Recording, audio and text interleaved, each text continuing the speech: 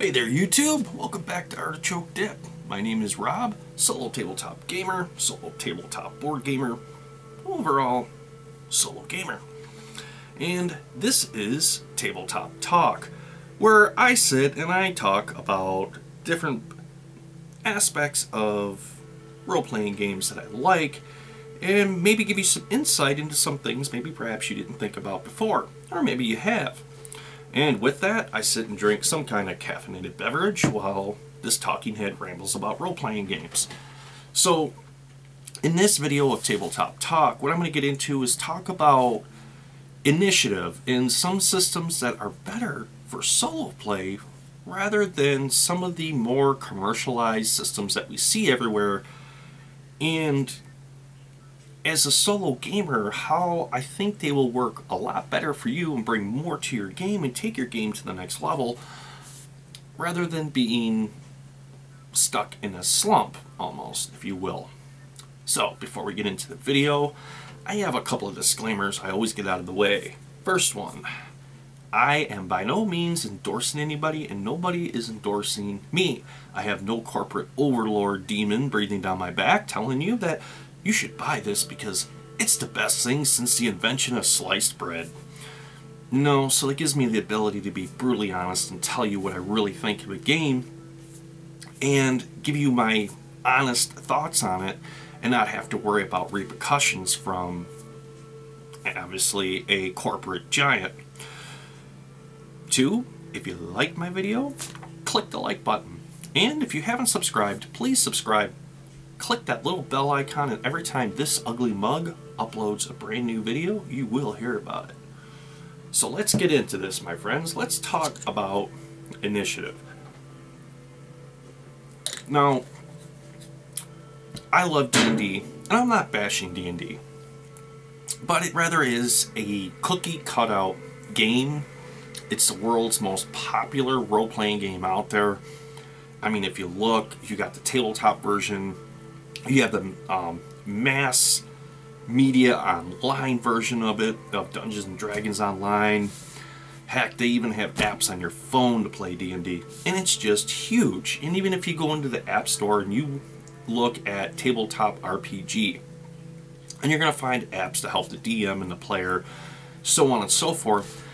But the vast majority of them, actually I think pretty much all of them, are for 5th, and there's some remnants of 4th edition there. And that's about it. I doubt you're going to find anything for Palladium Fantasy, you're going to find anything for Ruin Quest, you're going to find anything for 4 Against Darkness. You're just not going to find it. And with that commercialism and the whole mindset behind sell, sell, sell, you know, there's some things that have been lost over time as D&D at that point has progressed through the editions. Now we got the mindset of how much money can we make off of it rather than how much enjoyment are the fans of this game going to get out of it. So, kind of getting off the beaten path here a little bit. I want to get into the initiative. Now in D&D, or old school revival games such as Basic Fantasy, The White Box, Labyrinth Lord, you know, to name a few, the initiative is pretty much the same. Pretty much the same with any D20 product that at that point supports the open game licensing. And that is, you roll the 20-sider, you add your dex modifier into it, and that's where you write in, at that point, the initiative. And it's kind of like the BB plinking effect, and you know, pink, pink, pink, pink. And as a solo player, it's more record keeping, more dice rolling, and less time really focusing on combat. And that's why I have always said in my videos, particularly with Basic Fantasy, with the White Box, with old school revivals, with D&D, and how when I use D&D, how I do my initiative is I don't even roll initiative. My heroes go and then the encounter. Heroes, encounter. Heroes, encounter. And I do it that way just to keep things flowing. So I'm not tied up with sitting here rolling, adding decks, writing it down, next one. You know, it just slows things down and it takes a lot away. And I can understand in a large group setting, if you're playing with 3 or upwards to 6, 7 people, where you have that anticipation. You're waiting for your turn to come around in order to cast that spell or jump into the combat action. And in a large group setting, that is very balanced and works very well. But for the solo RPG player, it's, well, it's a pain in the keister is what it is. And there are other systems out there that initiative works so much better. And particularly for the solo player, it takes that element out of it. It gives you more time to focus on the game and less time on bookkeeping. So let's get into a couple of those games and talk about them. First one I want to talk about is Palladium Fantasy. I love Palladium Fantasy. Now I have to admit I haven't played it much lately since RuneQuest has come into my life. It's overshadowed everything, and I'll get into that too as to why that's such a great system for the solo player and Palladium Fantasy over some of the other more, how should I put this, commercialized role-playing games that are out there in the market today. So initiative in Palladium Fantasy, very reminiscent of Dungeons and Dragons, where 20-sided is rolled, and at that point, let's just read initiative, how they term initiative in the Palladium Fantasy first edition, or they call it revised edition. Man, this book is old. As you can see, this is not the second edition, so this is the original edition. When 2 opponents square off for combat, an initiative roll is made to determine which character strikes the first blow, or has the initiative. This is done simply by each player rolling a 20-sided die. The higher roll has the initiative. In case of a tie, each player rolls again. Roll for each new melee round. This will set the pace for the entire melee round, even though both characters may have 2 or more attacks per melee. The character with the initiative will always have the first attack for the entire round. The opponent is on the defensive, parrying or dodging, and then striking back. So even in there, they don't include that dex bonus. They don't include the record keeping. It's very, very simplistic and moves quickly. You roll a 20-sider. Whoever has the highest number goes first. That is cool, but still it's much better than adding a bonus to it and having a running log of initiatives. Another thing to look at is the attacks per melee. Whereas in Palladium Fantasy, they have what's called men of arms, which are going to be your knights and your fighters and your barbarians and so on and so forth. And as they go up in level, they get more attacks per round, which, like as I said, when you play solo, you want your characters to be heroic. You don't want your characters to be the village weakling that gets defeated by the chicken of Bristol. It's not very fun, whether you're playing in a large group or you're playing solo. That just sucks. So that's where I love some of these other systems, and especially for solo play and for the solo player. Now, Palladium Fantasy defines it as this: men of arms, as they go up in level, they gain more attacks per round, reflecting how much more powerful they're coming, how much more skill they're gaining in the art of war in wielding their weapons. Now they have what's called non-men of arms, and they only get 1 attack. And these are your wizards, and these are your members of your clergy, your priests, and your clerics, and so on and so forth, where they're more focused on the mind and projecting thought into magic or divine healing, rather than, I'm going to take the spike club and bash your head in.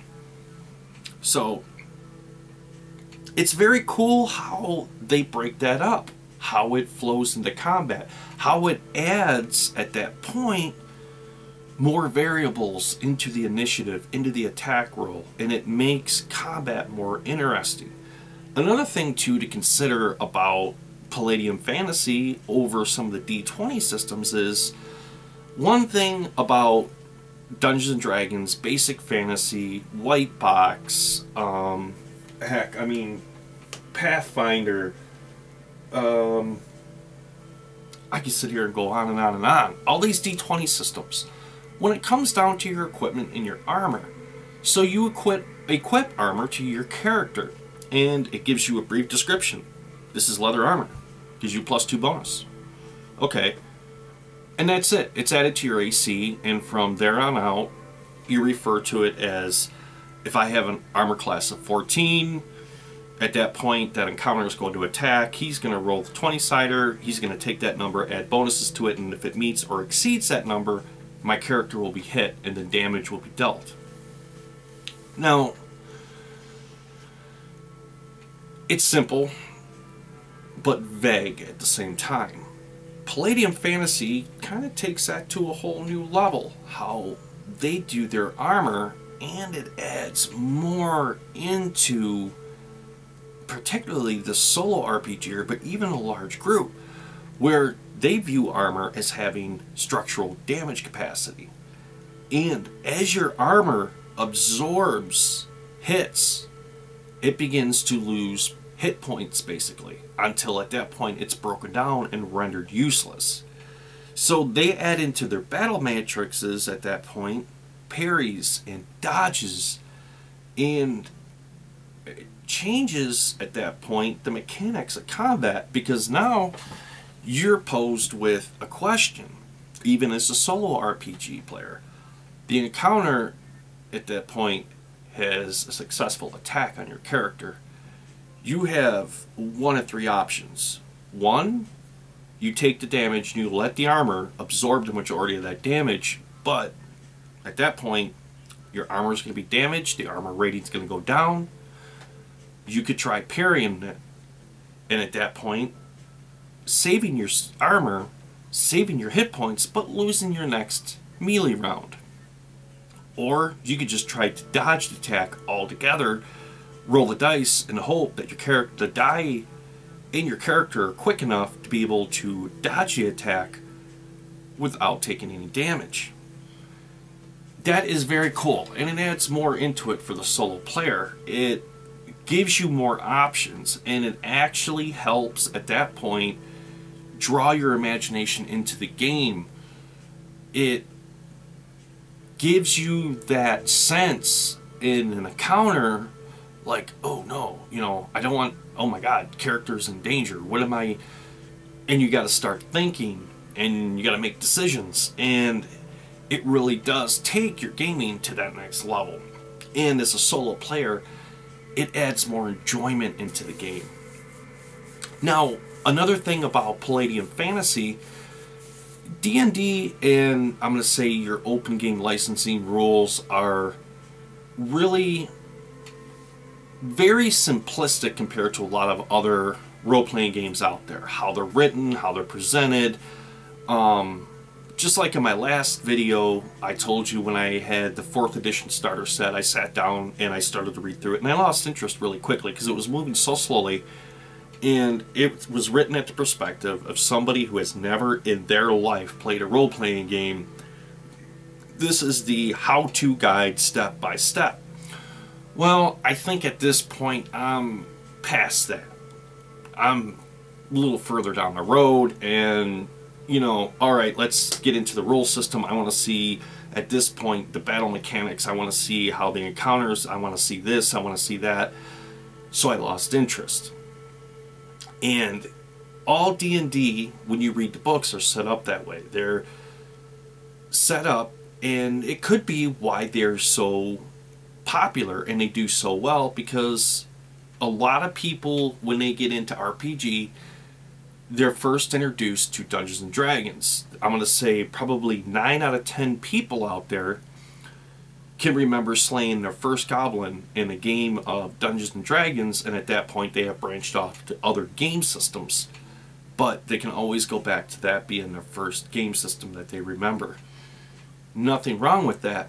But for the solo player, sometimes we want more. We want more meat and potatoes. We just don't want the average everyday cracker on our game board. We want more, dang it. And that's where a game like Palladium Fantasy can deliver that to you. Now, on top of offering more in the way of quicker initiative and giving you more in combat, another cool thing about Palladium Fantasy, the way they set it up, their characters are templated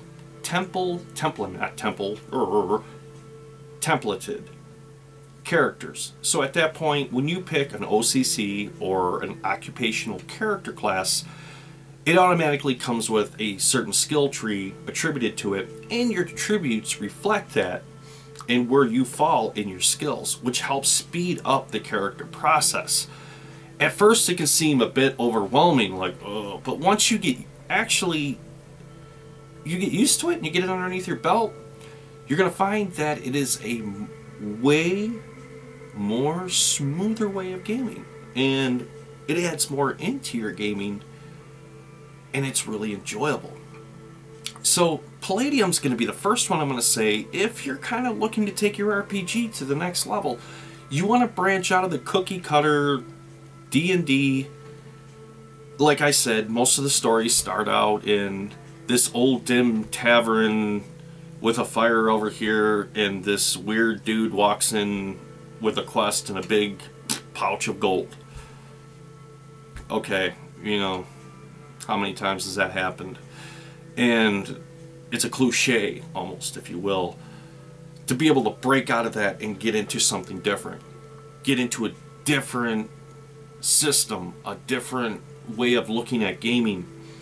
To be able to have access to skills and to be able to rely on those skills rather than character creation, going through and picking a bunch of these skills, and you'll find about halfway through your first or possibly your second game session that you're barely using most of these skills, and you're kind of like, okay.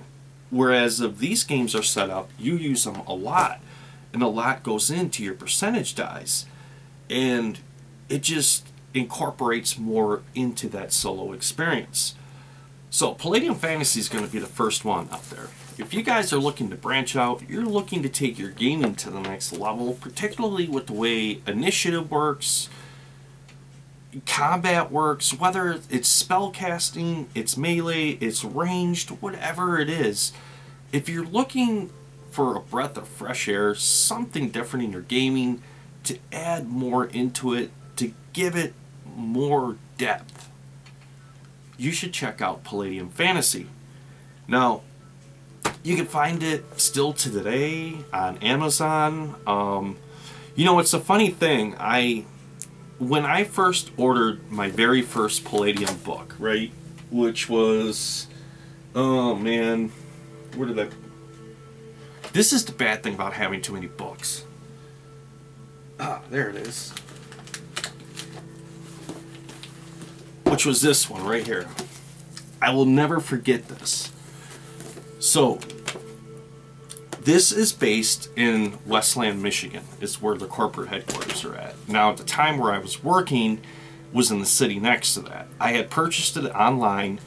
Something had happened to where my card didn't go through.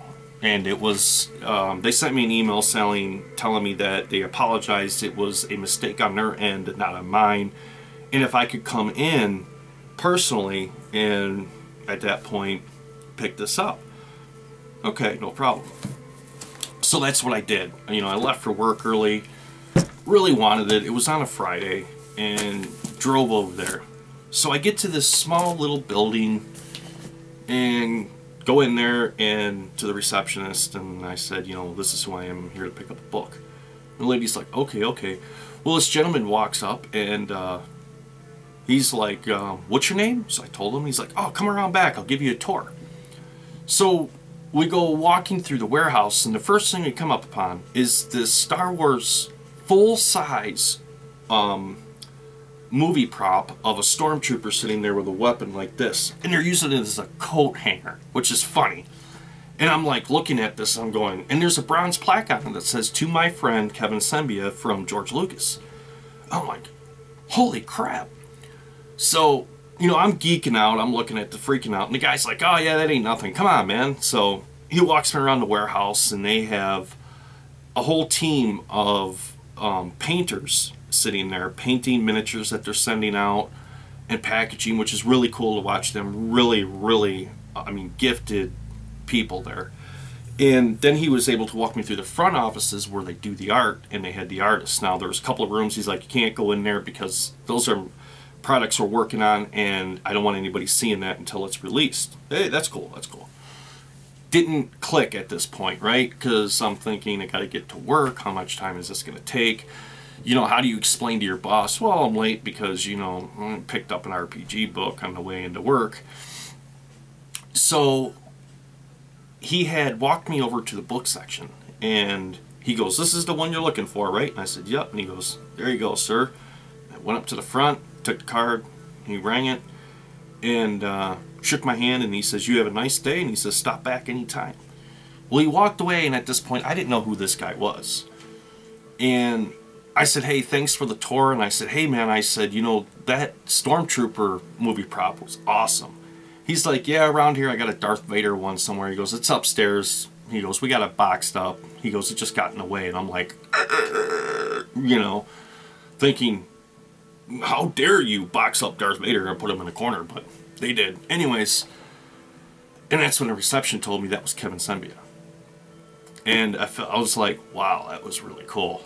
And from that point forward, I've really had a deep appreciation for Palladium and everything that goes into it, and the fact that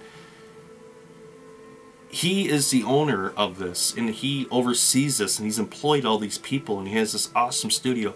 And out of his busy day on a Friday, he took time out of his day to give me a personalized tour through Palladium Fantasy, and I thought that was very cool. Anyways, let's move on with the video. So,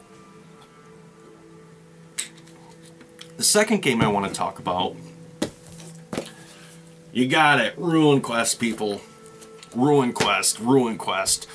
Now, this game I have found by far to be the absolute best for the solo player. And since I have learned Ruin Quest and I have played Ruin Quest, I just find myself keep coming back to Ruin Quest.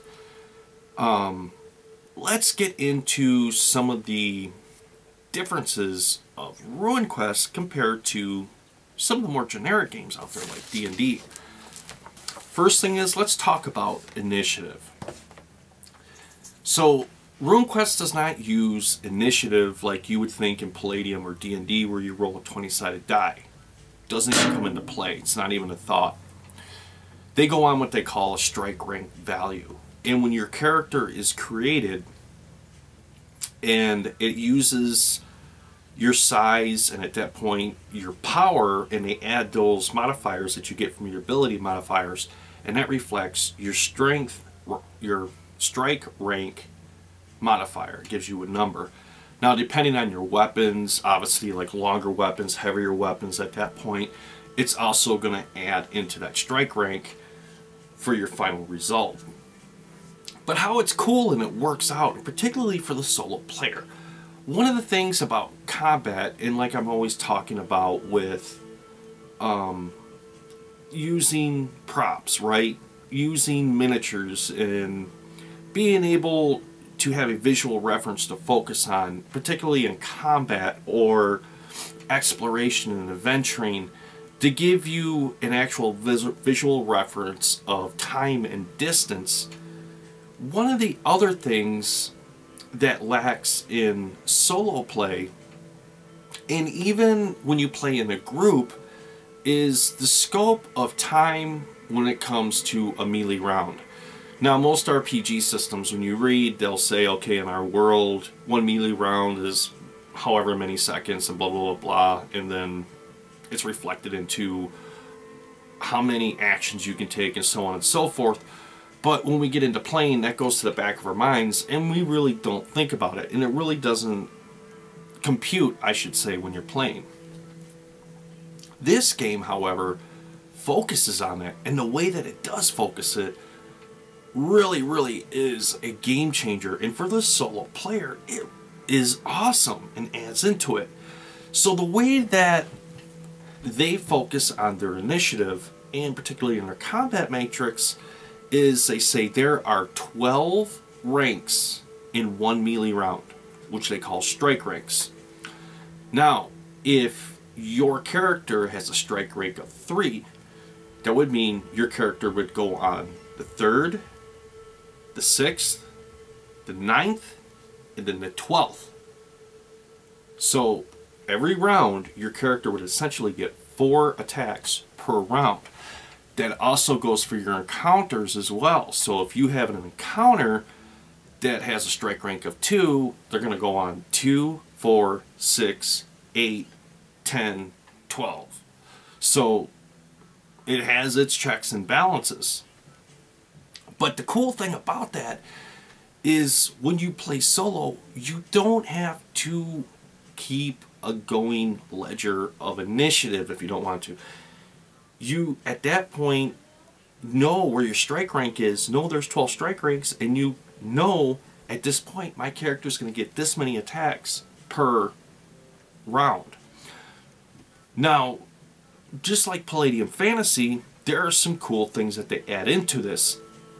Like using the D20 system, you're actually using percentile dice. And like a lot of other RPG games out there, where you defeat encounters or perhaps solving a puzzle, so on and so forth, you at that point go up in experience, and once you get to a certain number, you progress to the next level, blah, blah, blah. This is way different, and it focuses on your skills. Now, every weapon, like last night I was playing this, and my character, Ilaric Faust, who is a fighter. Now, they don't really use classes. There really isn't like a defined class. This is a ranger. This is a paladin. This is a cleric.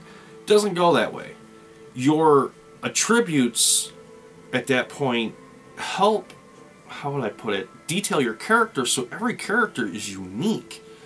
And you have a basic set of skills that comes with every single character, and those are also reflected from your abilities, and it really makes for interesting characters.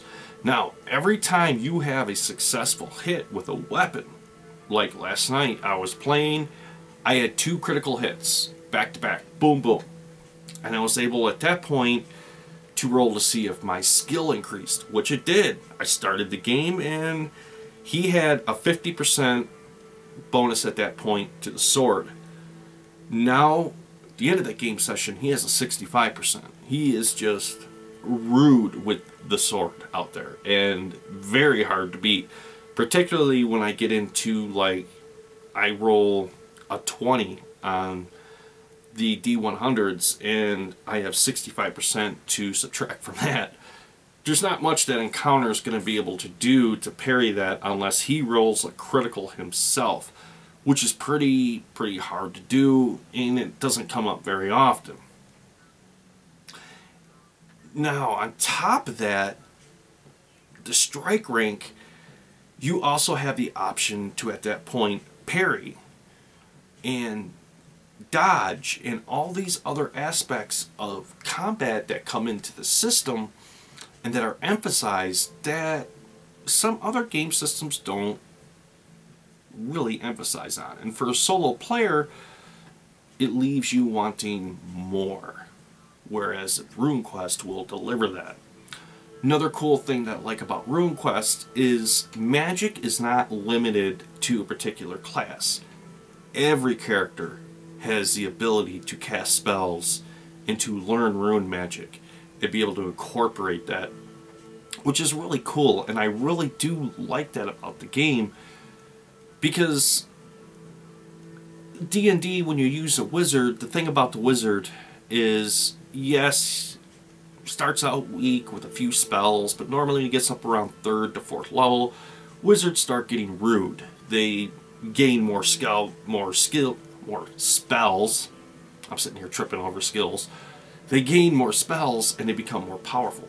And that's when they really start to shine.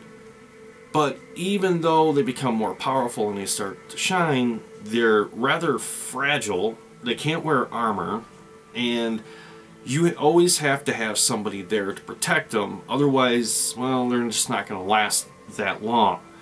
They're going to maybe get in a few lucky attacks here and there, maybe to get out of certain sticky situations, but sooner or later, they're going to get overrun and killed unless you have, a good fighter or a barbarian or a paladin or somebody there to be able to basically act as the big brother and defend them. Whereas in RuneQuest, you don't have that.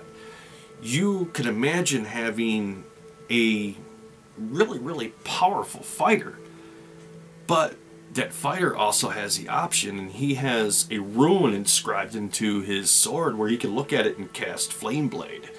And before he takes that attack, the blade erupts into a flame, causing more damage to your opponent. Which is, I like that. I really do like that. And the encounters reflect it as well. Even in what they would consider their monster manual, which they just call monsters, it even reflects it as well in here. And as far as their combat actions, their strike ranks, their everything, just adds more into a much more rich solo experience, which I like. Now, with that being said,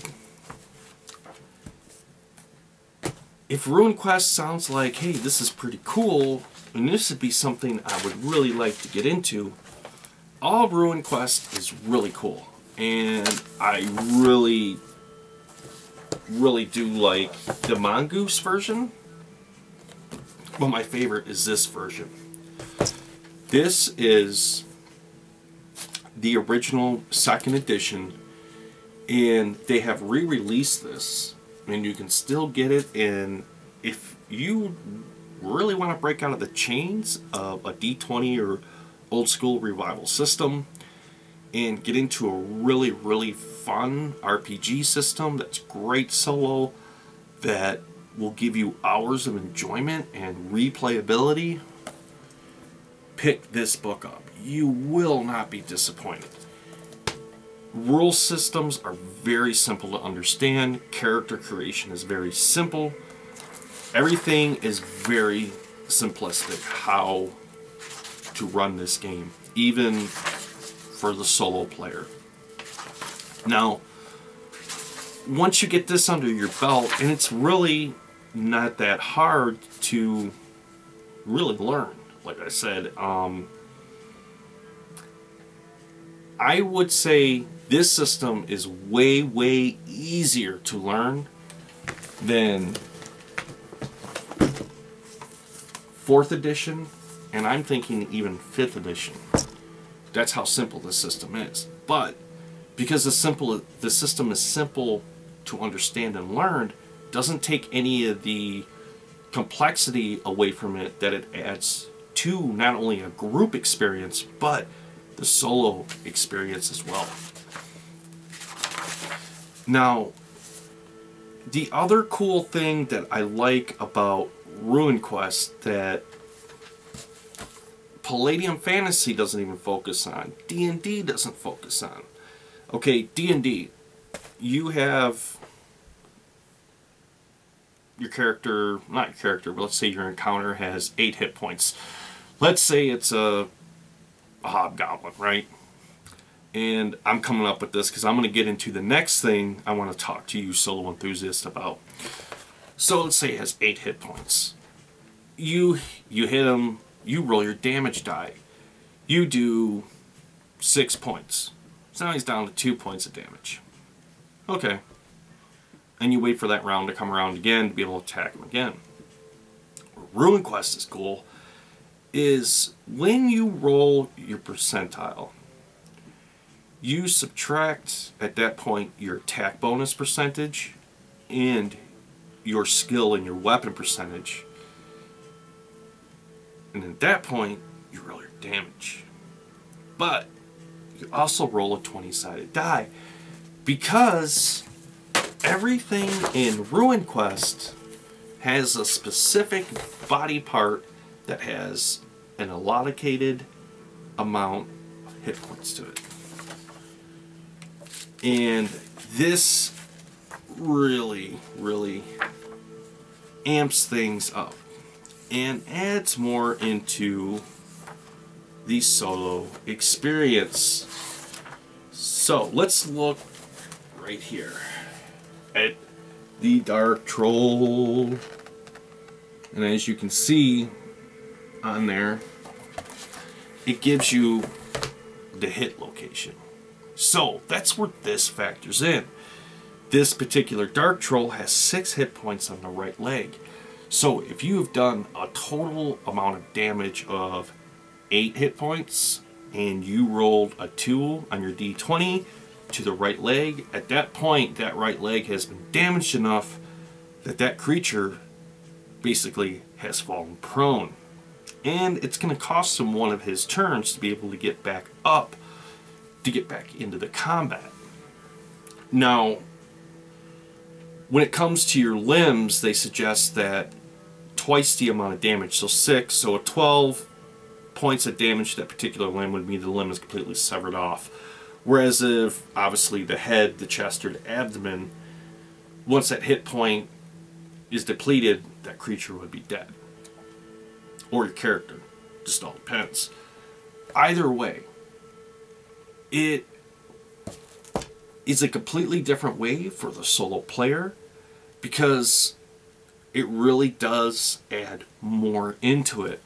And as you go along and as you play through your game, at that point you're like, oh man, I took out the right arm.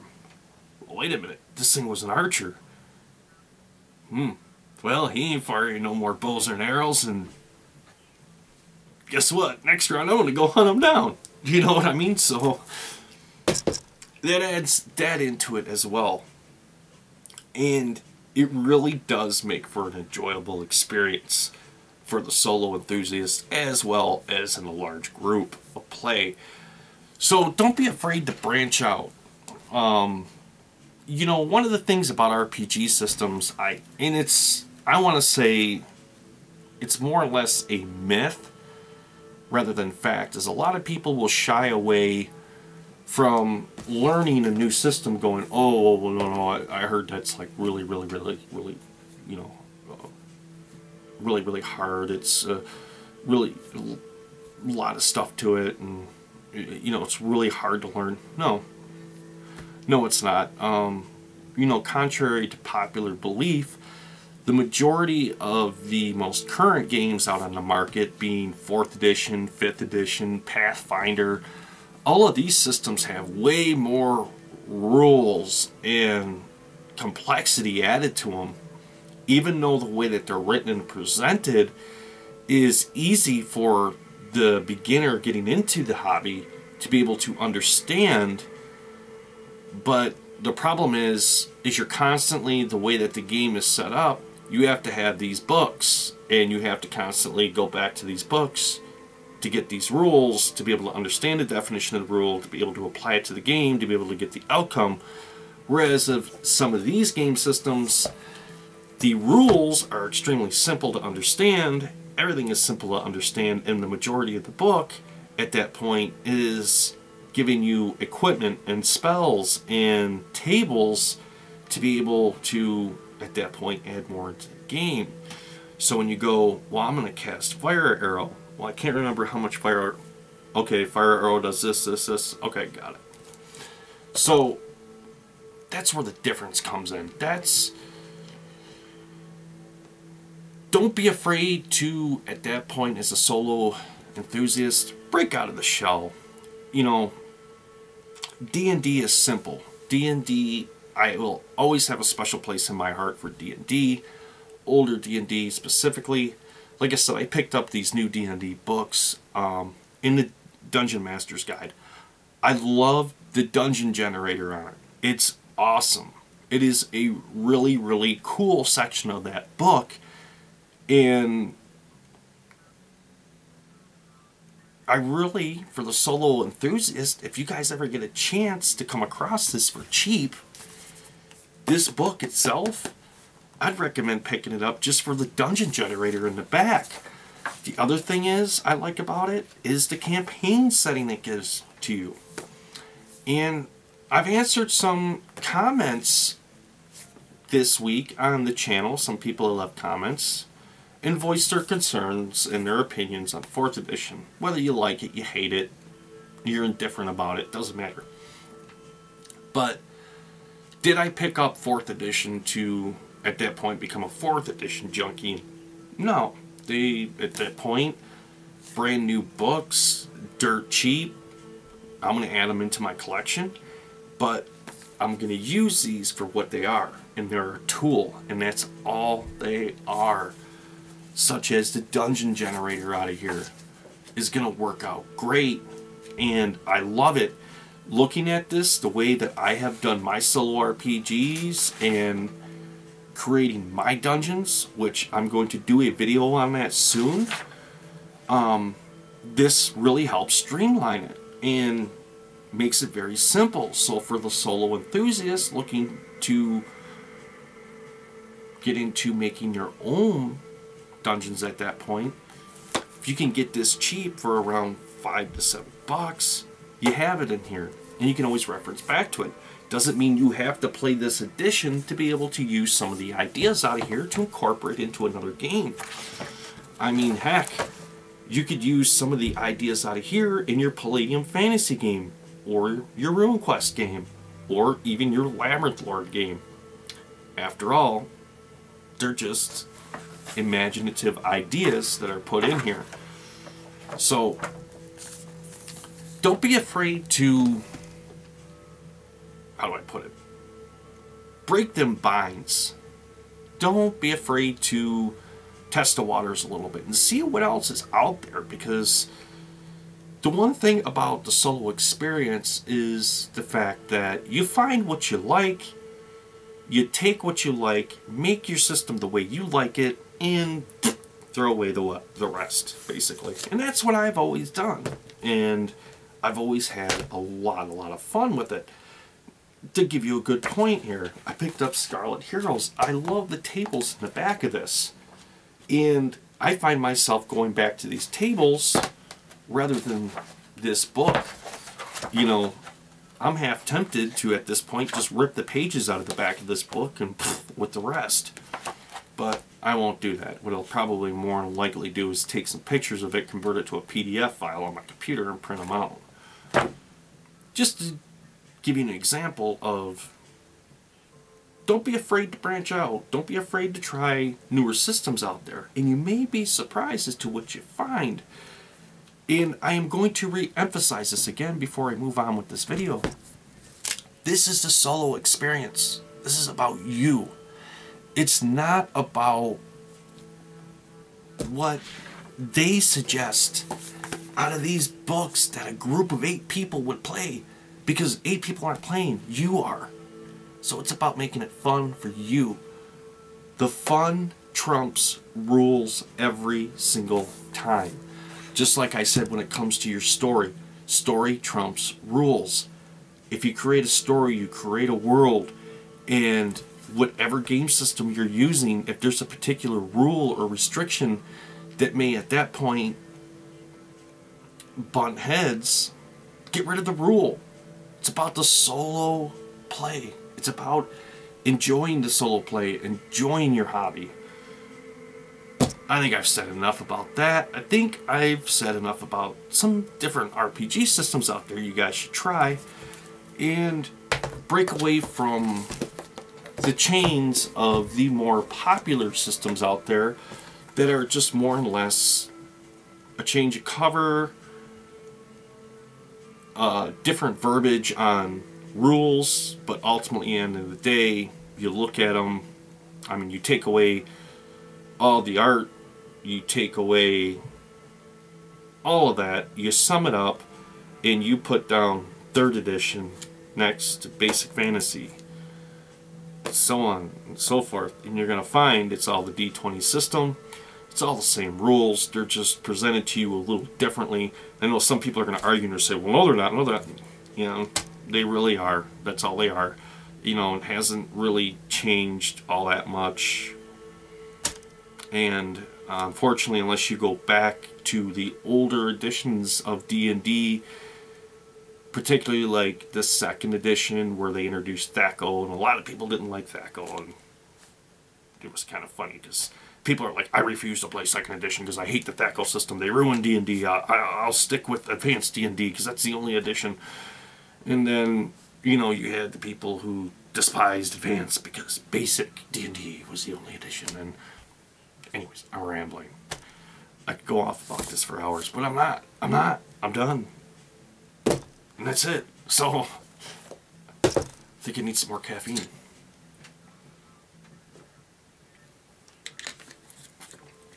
So, what I decided to do, and let's face it, I got a lot of game systems, and I don't have enough hours into the day to be able to play all of these.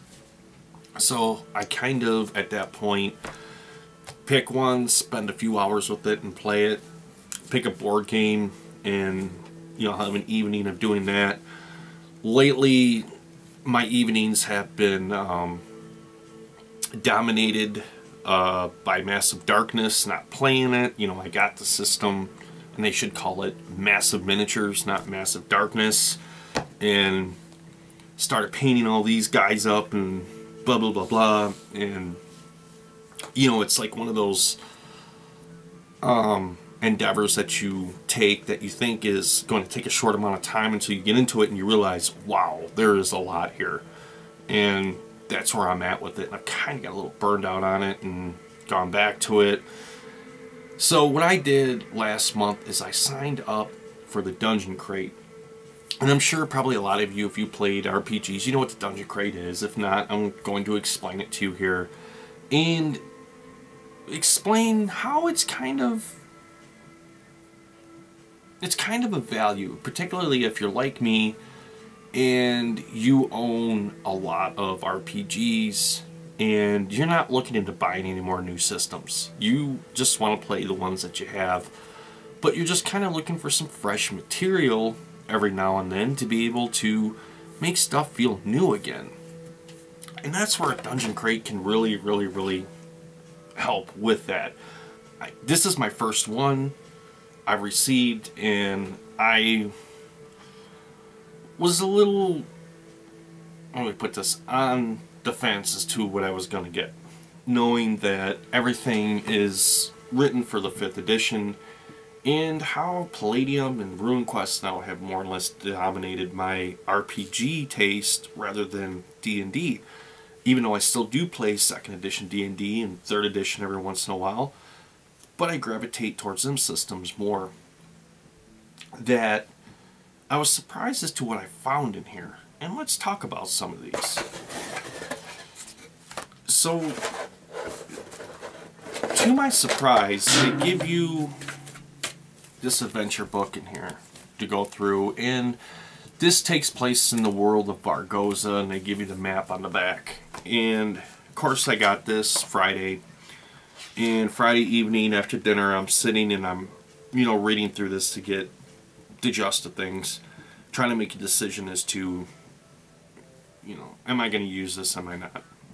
Then I got to the point to where they said, hey, you know, this is written to be used with 5th edition, but we have left it to the point it can be used for any RPG game.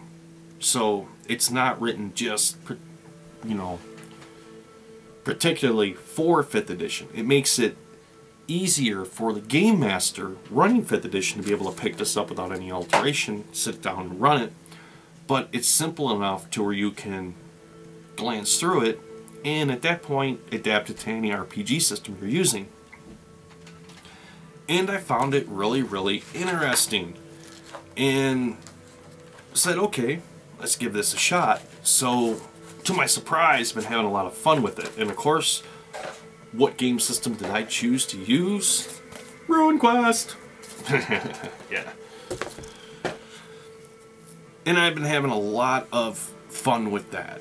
And maybe for those of you out there, you're getting into that slump. You got a lot of game systems and you don't know which one to play, and maybe you've settled on the one that you really like more than the others, but you don't really want to buy another system. You don't want to buy another expansion book. You don't want this, you don't want that.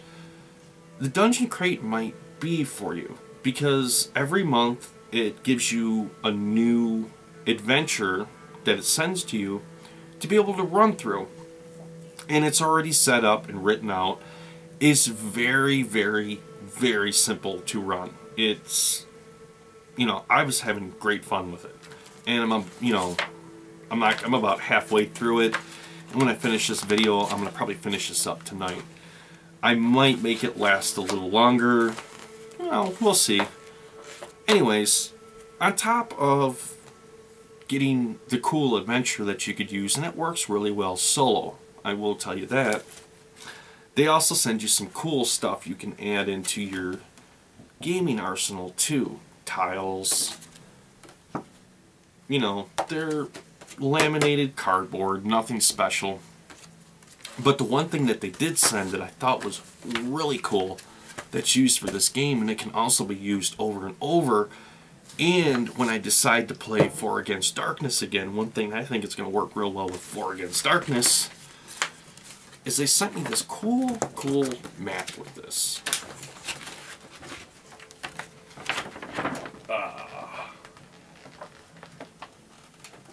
Yeah, another map. So,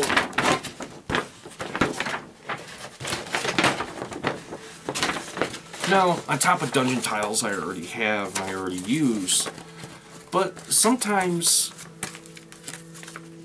with a cool system like 4 Against Darkness, that really I use that rule system more for miniature skirmish than I do an actual role-playing game. When I'm done playing this game, this is going to be recycled out for that, and used for just that. At that point, I don't have to worry about rolling random dungeon tables. I can just focus on the game mechanics for the miniatures and put them through the dungeon and have great fun with it. Time and movement. I also give you this cool little, as you can see, distance marker there, which I have to admit, out of everything that came in this box, I really do like this, man. I made one out of wood. I have it up there. I've used rulers, and this is when I'm not using an actual dungeon tile like that. As you can see, that's marked off for RPG games and into 1-inch squares, but I'm actually doing a miniature skirmish to where I'm setting up a large battle map on the table, and I'm putting down one of the many, I've showed this before, stuff that I used are large rugs, basically. That's what they were intended for, but I got one that's green and I got one that's black, and I'll lay it out. It makes an excellent playing surface, but there's no hexes, so at that point you have to measure everything out like you would in miniatures. And sometimes a ruler can kind of get in the way, because as you're turning it, you know, you're knocking your terrain over and doing all that stuff. Whereas if this comes in real cool, because it can really small, compact, and I love it. You know, it's the simple things in life that, you know, really make us happy. And this little piece of cardboard, cardstock, whatever the heck this is, with that printed into it with the feet increments, put a smile on my face. So, anyways. So then they give you this little, you know, hey, there's a little campfire thing, jigger, that you can put on your board to represent a 3D fire. And the cool thing about it that came with it, now for me, this is cool. I know for some of you out there, you don't really get into minis, so probably won't interest you. For those other people out there that do like minis, this is really cool, and it'll help build up your arsenal over time. Unlike buying Massive Darkness, where you're just getting inundated, this is a, you know, smaller trickle of inundation. And they send you some really cool minis to go with it as well that you can paint. So that adds into it as well. And overall for the solo, oh, I forgot one thing. They also, which, you know, this worked out really well last night with Ruin Quest. So with Ruin Quest, I decided the dice set to use last night, I'm going to use my Dwarven dice. So I broke up my Dwarven dice set to use for that, and then I got these in the dungeon crate, which are these itty bitty mini polyhedral dice set. So I decided when I was rolling them, the enemy, the encounters, get the little mini-me dice while I get the Dwarven dice. Yeah, like I said, it's the small things in life, you know. Anyway, so that might be another option for some of you out there if you're looking to, at that point, add a little bit more excitement into what you already have and expand on it and enjoy it more.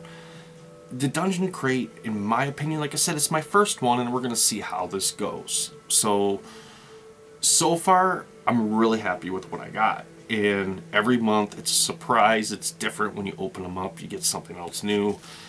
And we'll see how it goes. Now, if I get into the second, third month of this, I'm not happy, then we'll probably, at that point, discontinue the subscription. But if it remains like this, I'll probably be pretty happy, and it'll add more into my tabletop gaming. And the thing I like about this little thing right here is it's the perfect amount of adventuring for the solo player, because for me, like I said before, I work a lot of hours, got a lot of responsibilities on my plate. You know, when I come home, I got the family, I got the other things going on in my personal life, and then gaming comes when all that's done. And gaming is a large part of my life, something I started when I was a child, has carried over into my adulthood. So sometimes that leaves me with very little time to actually sit down and be able to create a world maybe I want. And don't grant me, I do get those times. But lately, you know, in the winter months, we're busy with other things. We got the cold complicating things. We got all this stuff going on, illnesses going around, and there's so many things that just drain on us and pull us away from doing the things that we really enjoy to do. And when you get something like this, it's already pre-made, it's nice and small, it's not like, you know, getting one of these larger things like this that's going to take you quite a long time to get through. And maybe you don't want to put in that many gaming sessions. Maybe you just want something a little lighter that will last maybe 1 to 3 sessions and then you're done with it. This is the way to go. So I think I have at that point talked your ears off enough, and I think I've covered enough, and I should probably end the video now, because I'm at that point probably gonna start saying some pretty stupid stuff if I don't end it. Yeah, I think it's time to end it. Alright guys, if you enjoyed the video, click the like button, and if you haven't subscribed yet, please feel free to subscribe, click the bell icon, blah blah blah blah. Every time I upload a video, you're gonna hear about it. Please, if you want to. Anyways, I'm ending the video here, and with that being said, this is Artichoke Dip out. Happy gaming, my friends, and look forward to hearing from you in the future. Alright, talk to you later. Bye.